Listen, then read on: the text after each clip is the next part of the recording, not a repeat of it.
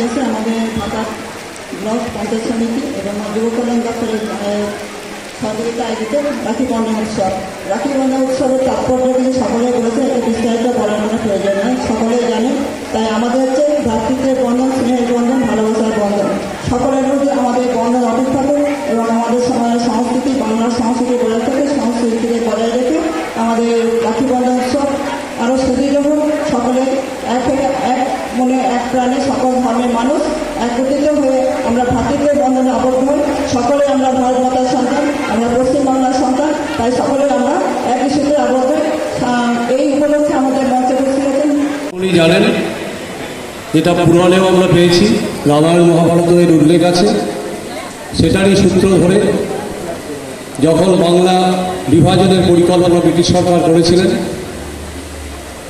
Divide and rule policy তারা নিয়েছিল, যে সম্প্রদায়গতভাবে হিন্দু মুসলিমের বিভাজন করে বাংলাকে ভাগ করতে চেয়েছিল। এই কারণে যে বাংলা ছিল তখন জাতীয়তাবাদের কেন্দ্রভূমি, ব্রিটিশদের পক্ষে সেটা নিরাপদ নয়, তাই বাংলাকে দুর্বল করার জন্য বাংলা বিভাজনের পরিকল্পনা করেছিল ব্রিটিশ সরকার। তার বিরুদ্ধে, বঙ্গভঙ্গের বিরুদ্ধে রাস্তায় নেমেছিলেন আমাদের কবিগুরু রবীন্দ্রনাথ ঠাকুর। তিনি রাখি বন্ধন উৎসবকে আবার নতুনভাবে প্রাণ দেন। হিন্দু মুসলিম পরস্পরের হাতে সেদিন রাখি পরিয়ে দিয়ে সাম্প্রদায়িক সম্প্রীতির বার্তা তিনি তুলে ধরেছিলেন। সেই সময় স্বদেশী আন্দোলন শুরু হয়েছিল, যাতে করে আমাদের নিজেদের দেশের তৈরি দ্রব্য আমরা গ্রহণ করতে পারি। কবিরা তাদের লেখনী ধরেছিলেন। কবিগুরু তখন বাংলার মাটি, বাংলার জল, বাংলার বায়ু, বাংলার ফল, পূর্ণ হোক, পূর্ণ হোক, পূর্ণ হোক হে ভগবান।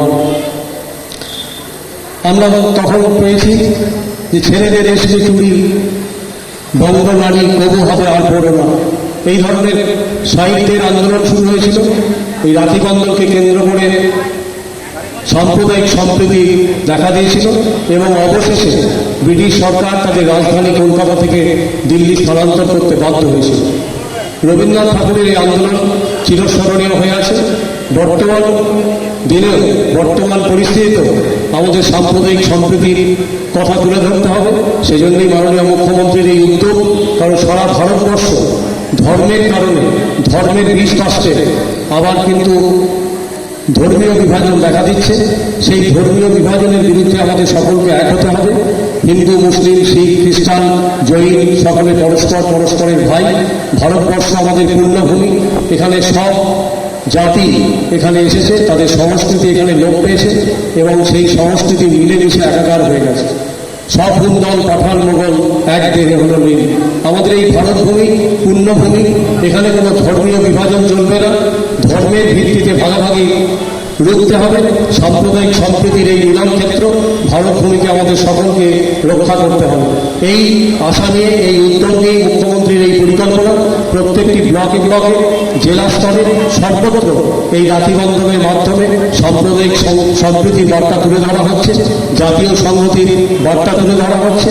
আমরা যারা